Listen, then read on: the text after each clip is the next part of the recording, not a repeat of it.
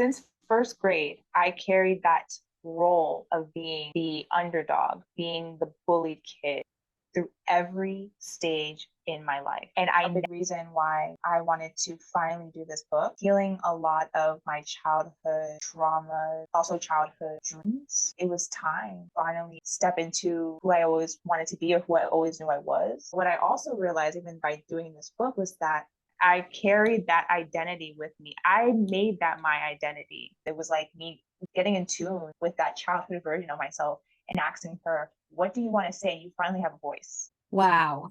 Hi, everyone. This is Helena, host of Where Boundaries to Self podcast.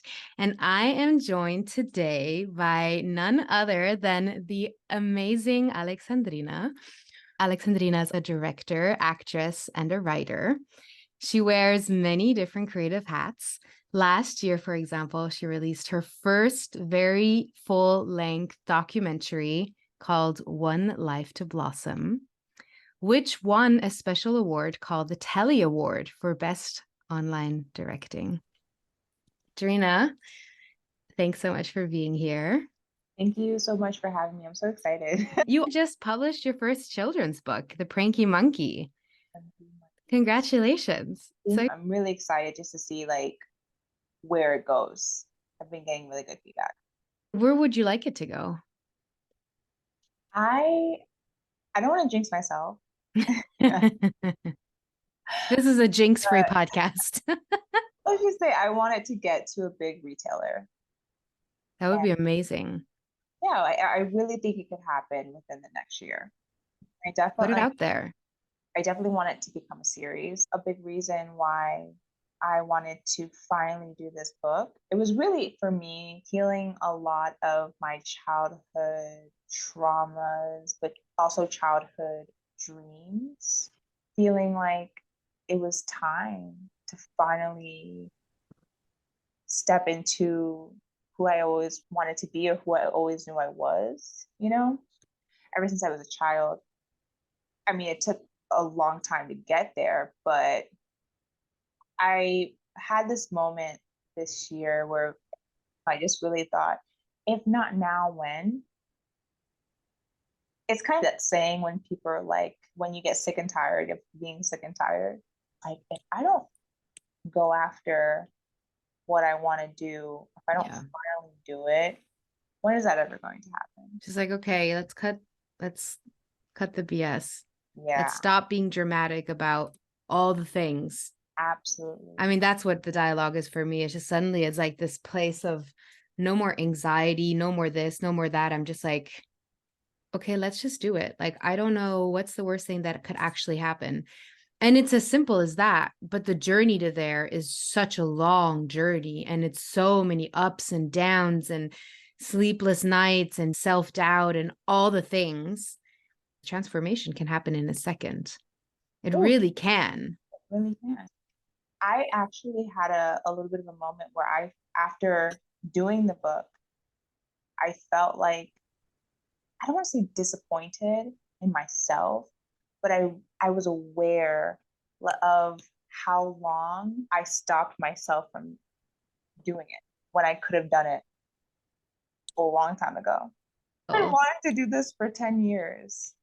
For 10 years. I mean, honestly, even more than that. Because when I was a kid, I was like probably 10 or 11 years old. And I wrote down 50 things that I wanted to do. Wow. I was a weird child. That's so cool. Before I go back to that, but share this funny story of how I want to say when I was 11 or 12, for my birthday gift, I asked my older sister for the Oprah Winfrey, I think it was the 25th anniversary DVD set. Uh-huh. Do you want to be on Oprah Winfrey show? Oh, yeah, absolutely. Yeah. Isn't that crazy that you have like an 11-year-old accent? My sister was like 20 years old at the time, and she was just like, what? Who's this chick? How old is she actually? What? That makes so much sense though now. Really? Knowing, I mean, you're so accomplished. Oh, thank you. Yeah, and you like the obstacles you've had to go through. I mean, you're Haitian American, very mixed, lived in different places, And yet last weekend when we were talking, you admitted to not feeling entirely comfortable with not acknowledging like your success and who you are as a creative, as an artist, as a woman. And it's so interesting, the juxtaposition between, wanting something forever as a child and just going after that, but then still not feeling like that person or seeing that person that we've become. You know Yeah, what I mean? I do. I think I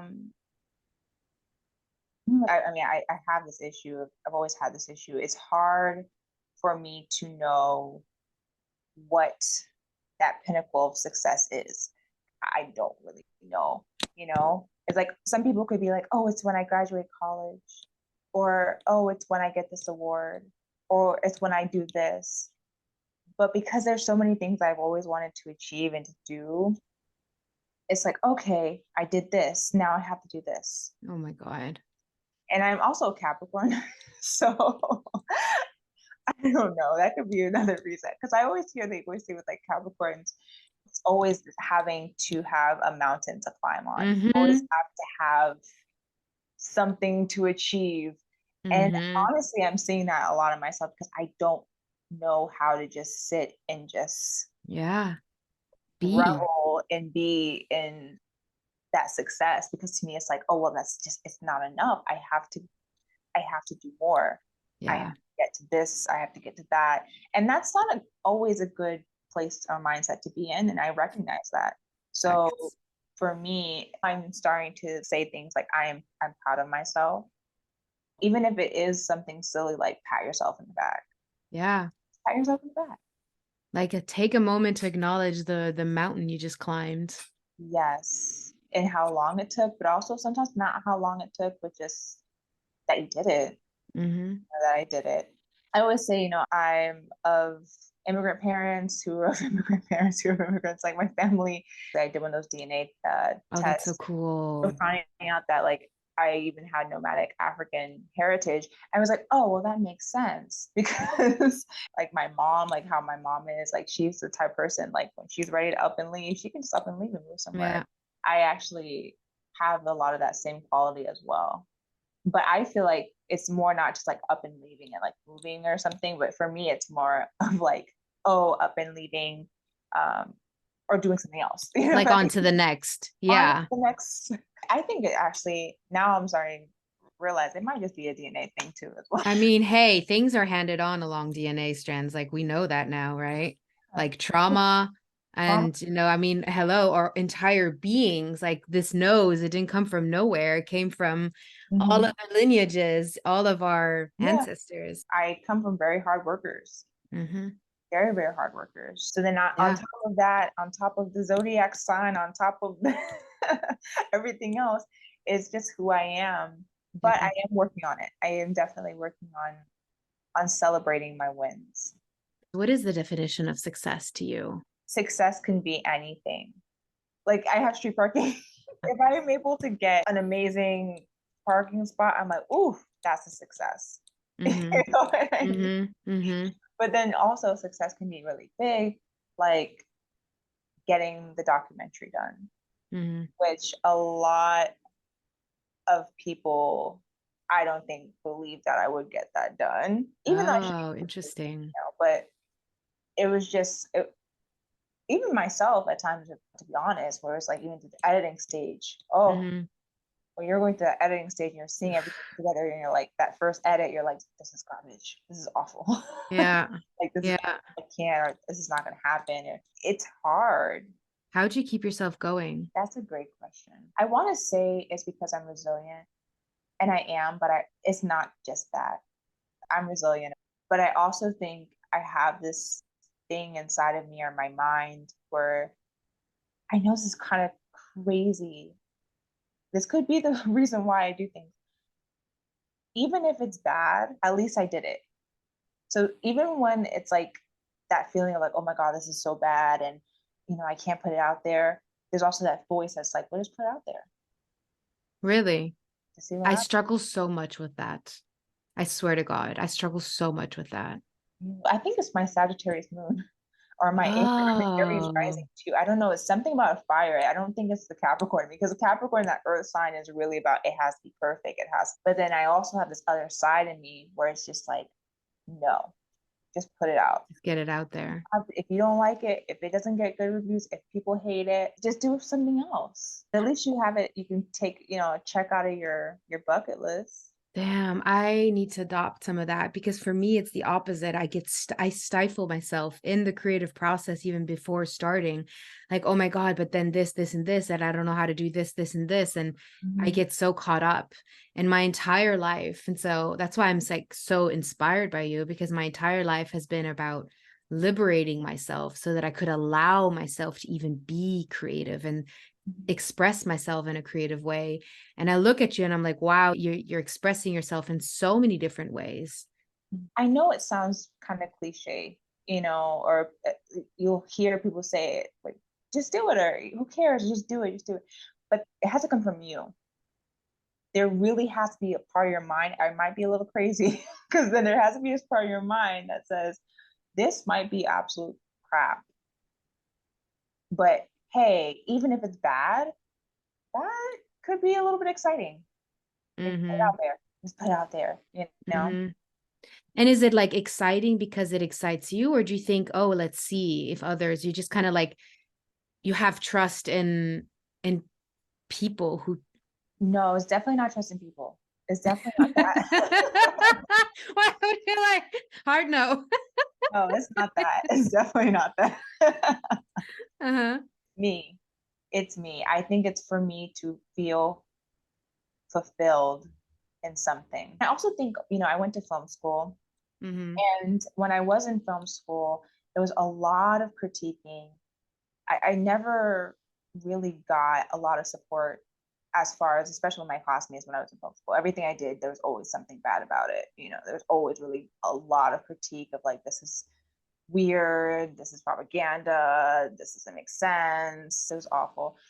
It was a really bad experience. And I feel like Yeah. in a strange way, the amount of attacks, my creativity, and the attacks on who I was as a person, and all of that made me a little bit more stronger, in the sense of, I've already heard it before. Like, I've Right. dealt with the worst of this. So if I can deal with someone telling me that my work is shit, or telling me that my work is propaganda or whatever, it's not Yeah. going to get any worse than that. Do you know I what I'm mean, saying? 100%, because Right. literally when you get rejected, especially from communities, like that's like a death sentence Yeah, when you to get your rejected being. from I your mean, peers. Oh my God, that was the biggest central issue or idea with the Pranky Monkey, which was this idea of isolation and feeling like you're misunderstood, but wanting to still be a part of a community. In the book is, you have this little monkey who sees the other animals and wants to be friends with them, and doesn't understand, like, why do they not want to be friends with me? Because she's a pranky monkey. So she pulls these pranks. And for her, she's holding this as a secret, but she thinks the way that she can get these friends and get them to accept her is by pulling pranks on them. Whereas for them, it was like, we like you just the way that you are, mm, but we just didn't know you were feeling this way, and that type. So it's just more about honesty as well, being honest, being true to yourself. Again, this is for kids. So, it's not as. But my whole life, since I was in elementary school, I always dealt with some sense of bullying, which most kids deal with, but I went through bullying really badly. I was that kid that was very shy, who wouldn't really speak up or say anything, especially in elementary school. I held on to my feelings, I held on to my voice. And so yeah. I really wanted to create something and show kids, like, hey, you can be who you are, you can express yourself, you can say how you feel, you don't have to suppress yourself, because when you suppress yourself, you're just making those feelings linger a whole lot longer. And so that was really what I was saying before with when I was writing this book, it was really for me healing a lot of childhood traumas. It was me healing a lot of the feeling of not being accepted. Do you think like if you hadn't looked at those parts of yourself that were in so much pain from that young girl that was bullied so much that you wouldn't have been able to finish the book? If I didn't connect to it, I wouldn't have been able to write the book. Mm. It would have had to be a totally, completely different book. It was like me getting in tune with that childhood version of myself and asking her, what do you want to say? You finally have a voice. Yeah. Wow. That is, I can relate with that so much. I was also bullied as a child, and you just learn how to make those parts of yourself so, so small so that people don't dare to see them anymore and attack you anymore. And so everything that actually makes you so unique and so special as a human, you suppress. Mhm. And it takes so much undoing and unlearning to like actually acknowledge them and see them as like, no, actually, this is my strength. This is my superpower. This is my voice. It wants to be heard. And And what's it, crazy is that that is whatever those kids are bullying you about, most of the time, that is what they want. but of course, like as a kid, you don't see that, right? Because my mom used to tell me that. She's Yeah, like, oh, my they just mom want, too. yeah. Yeah, my mom Yeah. would be like, they just, they want to be as athletic as you because I would like beat the boys and that wasn't okay. And then, so I was stronger than them, or I spoke three languages and like that wasn't okay. Or I didn't speak the right language when I first got there. And so that wasn't okay. And it was like all these things. And she was like, they just envy you. And I was like, that doesn't help me. In that moment, I was just like, I just felt attacked. I just wanted to be with the part of the cool kids, right? Yeah. And be acknowledged and seen. And that was not happening. And every situation was a threat. Like you just feel like, oh my God, is something going to happen now? Like Mhm. it's horrible. Exactly. As a child, what can you do with that information, honestly? Because my mom did the same Exactly. thing. And it now as an adult, I realized it was true. She was absolutely right. And your mom was absolutely right. But then what can we do at that age? What I could do at that age was I could live vicariously, through those TV shows I would watch, like the documentaries. I would play with my dolls. I would journal. That was the way that I expressed my voice, or Mhm. because there was no way to stop what was going on around me. But what I also realized, even by doing this book, was that I had to take a little bit of my own accountability as well, because I realized that I carried that since first grade. I carried that role of being the underdog, being the bullied kid through every stage in my life. And I never realized that truly until these last couple years. I carried that identity with me. I made that my identity in Damn. middle school, in high school, in college, in film school, in life. And I think a really big reason why I never fully went into writing this book, or I didn't rush and do like a movie. It took me a little bit of time, is because I didn't believe I could do it, because I was still stuck in that identity. I was still listening to those words of those students telling me, you're not good, Oh your my work God. sucks, you're not pretty. And Yeah. what made it even hurt for me was with that underdog identity or that bullied identity was I never did anything to start it. It was other than just me being myself. Like, Yeah. here's my work, here's my Yeah. short film, here's my script, here's my poem. I remember like writing a poem once in an English class and the kids laughing at the poem that I wrote. Oh my I God. remember like being in TV production Ah. class and showing one of Mhm. my projects, and the kids like sniggering about that. I held on to that identity because I didn't know anything else. I never Yeah. experienced it, so I didn't know how it would feel to be on the other side of it. Now when I realize, I'm like, wait, why was I so focused on that? Like, you're gonna always get naysayers. but you're Yeah. also going to get people that support you as well and people who like your work as well. So I think that's again where that little voice in me now is like, just put it Yeah. out there. But you're so strong because like any other, like imagine a seed and you plant that seed. And if from the get-go, that seed doesn't get water, it doesn't get sunshine, it doesn't get the right soil, it's not going to grow. And you somehow, you still grew. Like you were still able to somehow, despite the identity, despite buying into it, you kept showing up.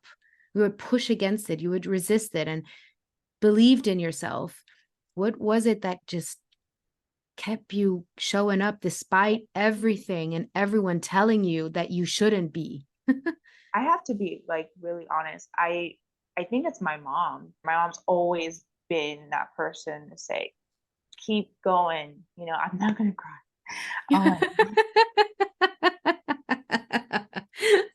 I can't talk about my mom. I can't. She sounds amazing.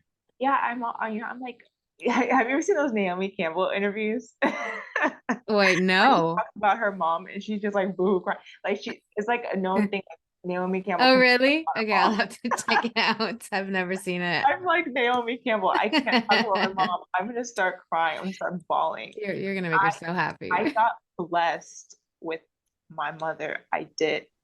And so she has been, you know, my support. And then what stop talking about mom. But other than having that mom or that, I think people need to have something like that, like Yeah. family, even if it's someone, one person, One person. yeah, that you can lean on. I fully agree. Yeah. And Wow. why it makes me so emotional. Because she did so much for you. Yeah. And I definitely, you have to hold up some sort of, I want to say maybe it's hope. Maybe it is hope or faith. I don't know which one it is, but you have to have one of them. You have to have one of them Mhm. because without it, I realize in life, without it, I've been in times when I've been completely like, you know what, F it, and nothing. I don't care anymore. I'm just gonna do something else. I give up. I've had those moments, and guess what? It feels awful. Every day sucks, but then I go back into that faith, belief, and that hope, and those affirmations and those prayers. It feels a whole lot better.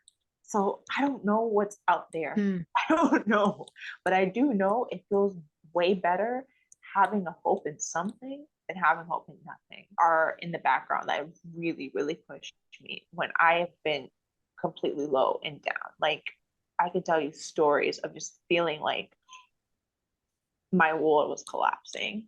And what did I do? I honestly, I called my mom or my mom, like when I was in film school and just had those times of when students were, I remember we talked about it. I don't know if I want to, go all the way into it, but I, a Mm-hmm. student who attacked my skin color. I had a classmate who would constantly bully me about how I looked, and it had nothing to do with film school, but they saw it as competition and they were trying to break me, right? Trying to break my soul and my spirit. And at the time, I just couldn't see that. Because again, like when we were kids, we can't see why they attacking me. And so I remember calling my mom, and my mom, first she like kind of giggled, and I'm like, why is she laughing? Why is she giggling? She was like, girl, that is what they're trying to do. They're trying to break you. Wow. They have nothing else to do. They Yeah. have nothing else against you. They can't use anything. So Wow. if I can't use anything else about you because I see that your movie is getting into all these film festivals, I see that you're being successful, I see you have all these accolades, I see you having all these great things, what am I going to now attack you with? I'm going to attack you because of the color of your skin. I'm going to attack you from your gender. I'm going to attack you for the way your body looks. I'm going to attack you because of your religion. I'm going to attack you because of Yeah. who your family is, because you have nothing else to attack that person about. Thank God for my mom because she woke Saw my it. eyes up, Mm-hmm. because I didn't Yeah. see it. And sometimes you need that person, you need that wise individual, older Mm-hmm. wise person, sometimes even Mm-hmm. younger wise people too, Mm-hmm. you know, who can who sees it in another objective. And so then when you realize that, you can get back on your journey, you can get back on your path. Do you think is that why you also are so, because you're so active in society, like, in communities, and you give back, like you do good, you spend your time helping people. Is it because of the support you got from your mom? Yeah, it's my upbringing. That's Mm, just, I think that really, the older and older I get, honestly, I'm realizing that's really the core of who we are as people, is our yeah. parents or the people who raised us and the environment that we were surrounded by. And my mother's all about giving. My mom's also Roman Catholic, which was is an interesting thing. But my mom always like growing up, she was just like, we had to give. She was always about giving and helping homeless people or helping people who needed certain things. And it was never about getting something in return. Mhm. That is not why you do good. That's not why you give at all. I actually feel like when you have that type of mindset, then you're going to get something to happen to you that wises you up. You're, to realize that you do it Word. because you are a part of humanity. You're a part of this. It's not, it has nothing, they're not connected to it as a person. Or if they want something. That's something that I'm like learning in LA is like, what can you give me type of thing. I feel like in Hollywood, especially, it's just like the closer you get to the glam and the performance and Mhm. just like the hype, really, of what LA has, it's very shallow. The interactions get very shallow, and people Very what either, can you do for me? yeah. And who do you know? And oh, name drop, and then suddenly you're Somebody. someone. Yeah. And I'm just like kind of repulsed by that, honestly. I'm just like, oh wow, I'm actually interested in people and in who you are as a person. I don't really care about all the other stuff. And how have you not let that like jade you and turn you into that? Yeah, it's actually a hard balance. I think you have to know your place. Understand like that is where the money is. That is where the success and fame lies in that. However, is there a balance of it as well, where you could want some part of that, but then also you want some part of the other side as well? I think it's just all about knowing where you stand. Mm. And if you know where you stand, if you have that sense of integrity, then when you go into these situations, it doesn't even hurt your feelings. You know where you stand Damn. with I this love that. going on. You know what I mean? Like I've been in a lot of rooms like, Mm. and met people, and I'm like, you're really friendly with a person. You're hiding. You're like, oh yeah, deep down inside, I know. Like we're not. Right. So if anything Interesting. happens, or if I don't get the job, or nothing, they act like they don't know me when I see them next time. It doesn't hurt me because Mhm. I know what to expect in that situation. Yeah, I think I've kind of gotten used to that. When I first got to LA, I was just like, what on earth is happening? Like, oh my God, I would go to dance classes and people would be like, oh my God, yes, you're so da da da. Follow me on Instagram. And I was like, wait, what? This is so weird. Follow me on And TikTok. like, I don't know. But now I'm just like, as it's like, it's kind of like a show, a performance. And you kind of learn to be like, oh, okay, gotcha. I like you as a person, but clearly you're not interested. And that's cool because I'm going to do my thing. You're going to do your thing. Yeah, that's what I was saying. Knowing where you stand, it doesn't even make you fake. Mm-mm. Know it. It just you're part of the situation. You get what I'm saying? You just Better. kind of roll with it, And honestly. it is what it is. Well, I feel bad for the people who don't Right. realize it, and then they have some really bad experience. Like Yeah. you've been going to dance class with this person, and you guys are super friends, and you see them at a party, and they act like they don't know you, or you met someone that you're at work with, and you're like, oh, we're work friends, and they act like they don't know you, or they block you after you leave your job that you've been working with for 2 or 3 years. Oh You've my been seeing this God. person every single day. You're like, I've heard all the stories. I have even seen Damn. in places I used to work, because I've interned at different agencies. I've worked at a post house for a minute.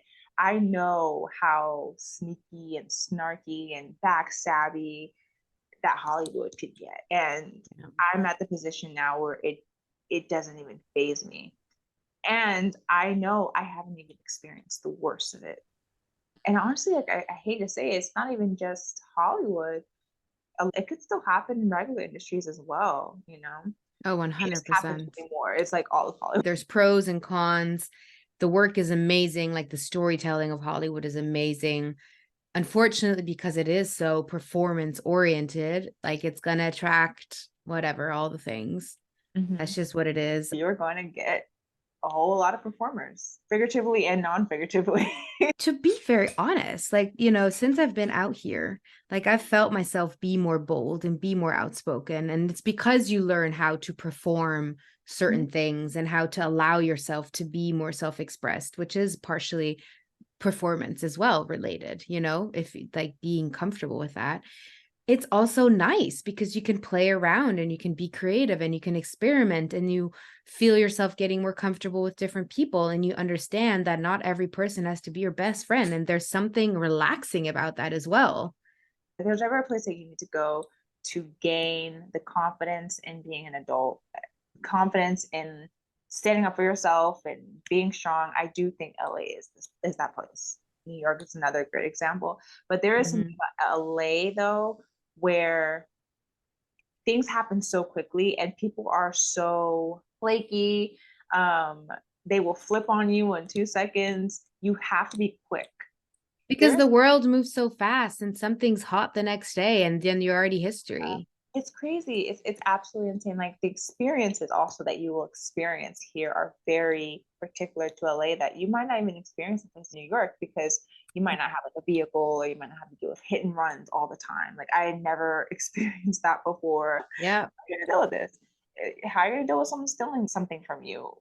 How are you gonna deal with a crazy landlord who tries to scam you out of money? How are you going to deal with a neighbor who's trying to like, you know, Yeah. crazy on you because they're on drugs or something? Like I know it's crazy.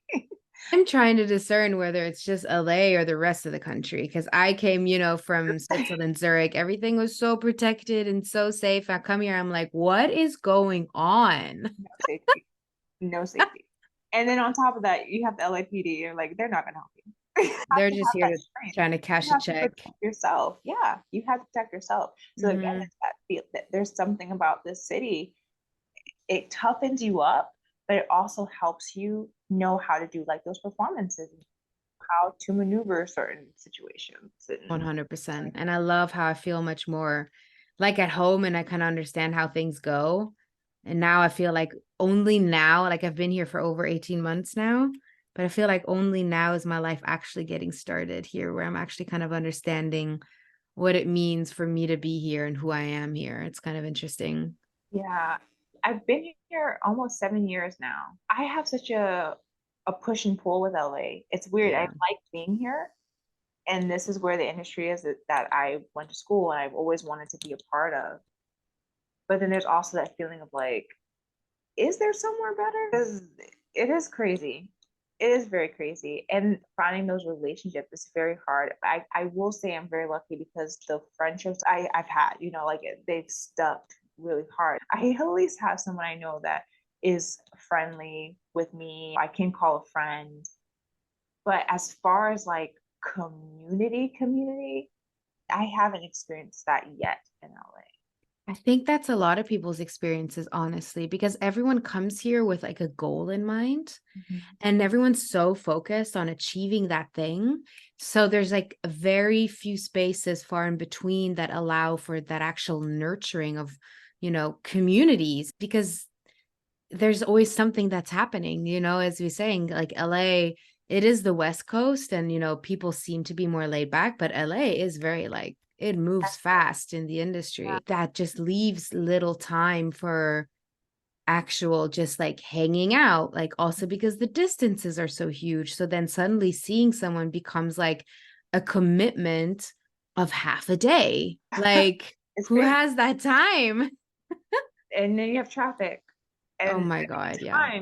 time is just insane in LA. I wish LA had a little bit more was people allowing themselves to live a little bit more to do with just like getting some or drinking and going crazy. It's like it's either one of the two. It's extremes, yeah. But if you're drinking and going crazy, it's because you're at a Hollywood party and you're going to see someone. You're at a party. So Exactly. So I'm like, I really wish that more people, and even people who are not in the industry, just feels like life is so. I need to do the extreme, the extreme, the extreme. And it's like, I do wish there were moments of more solitude and calmness. I would say what I love about the pro of that craziness of LA, I do think it's very expansive when we do have like our own like universe. Like there's everything in LA. A fun question. What else is on your bucket list? I definitely want to eventually do a feature narrative film. And I do have some ideas. With narrative, it's a lot more expensive than documentary film. So you have to have some sort of funding or have a really good amount of money. Mm-hmm. And I really want to get that done, at least before turning 32. You're on a timeline. Yeah, yeah. I mean, that's usually like when people have their first big like narrative film, or most directors. And I would really like, I would really, really like for that to happen. Is your mentor helping you with that? Well, my mentor is mostly in TV writing. I have an idea already. I have all the tools when it comes to film. It's actually a big reason why I didn't even want a mentor in film because or in directing because I've been doing it for a while now. It's just having the funding right now. Yeah. That's such a big one. Oh my God. Mhm. It's so annoying how there's such a ceiling to the film world. But yeah, another one bucket list of mine is to eventually write for TV. I would like to be either a showrunner or a story editor. So a story editor is a little bit higher up than a staff writer on a TV show. But I would Mm-hmm. love to write on a TV show and act on a TV show that I'm in. Mm-hmm. So I would really love to do that. What kind of TV show? Honestly, I don't even care. Back in the day, I really wanted to do like more like insecure type of show or like Yeah. or something that had to do like Love comedy and Insecure. drama. I don't care if it's fantasy. I don't care if it's YA. I don't care if it's sci-fi. I just want to be in that writer's room. I want the experience. I want to also act on it as well and just have that experience. So guys, stay tuned because more to come. Yes, yes, I'm so definitely. excited. Thank you so much for being on here. It was amazing Thank you to, for having me. yeah. I cried, I laughed, I had all the emotions.